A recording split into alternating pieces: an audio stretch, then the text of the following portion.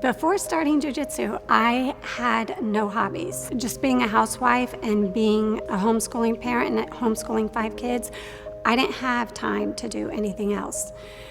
So this is the first hobby or thing that I've had for myself in probably since my kids were born. She said she wouldn't train, and it just popped out of nowhere. She just started to train. She did say that she was never going to do it. But I've seen her really have, for the first time in a long time, outside of raising kids, having something that she could embrace as her own. What I think made my mom start was seeing us do it and seeing how much we liked it, and she wanted to be a part of that. Really, I was just sitting around watching them take jiu-jitsu for 2 hours a night, and I thought I should be doing more with my time.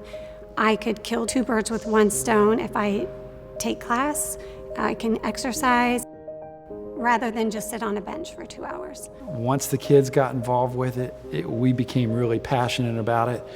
And then when Angela finally got her toes dipped into that water, she was hooked. We talk more since she started jiu-jitsu. This is something that's been unique for her, and it's become a passion. You know, she's constantly thinking about it. It's like the main thing she's always talking about is jiu-jitsu, jiu-jitsu, jiu-jitsu. And she's always asking me questions, and that makes me like jiu-jitsu more. I only set one goal, and it was from the very beginning that I eventually want to be a black belt. I didn't ever see Angela doing anything like this when we first met. In fact, one of my common jokes at home is, "Who is this woman?" Yes, it surprised me when she started training because she said she would never do jiu-jitsu because she didn't like fighting people, she didn't like touching people, and she said she would never do it. Well, what made me really uncomfortable at first was seeing my kids, my boys, sparring with girls.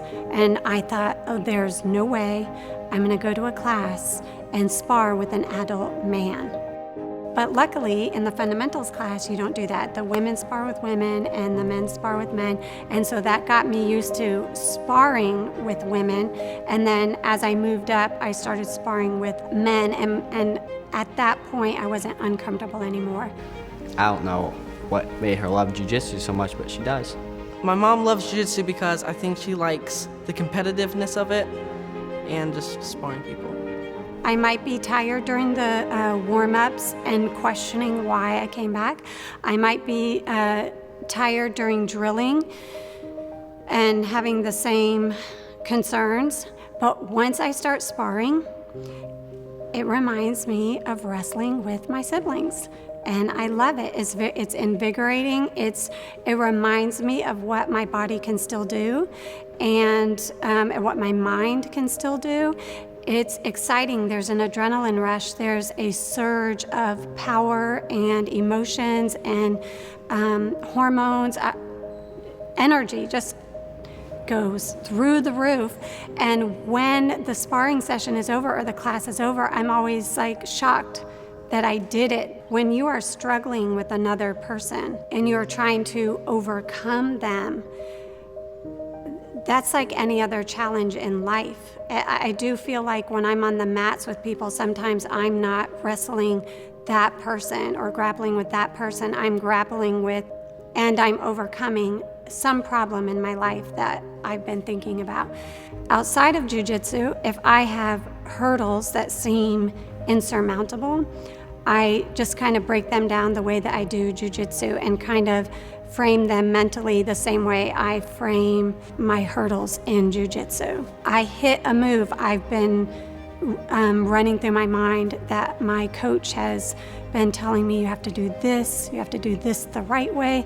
And I somehow accomplish that while fighting another human being who's coming at me full force. You know, and then I feel elated, like, wow, I really accomplished something huge today, even though it was, you know, happened in a small space of time or a small area on the mat. I accomplished something, and I feel really good about that. I think she's pretty good at it.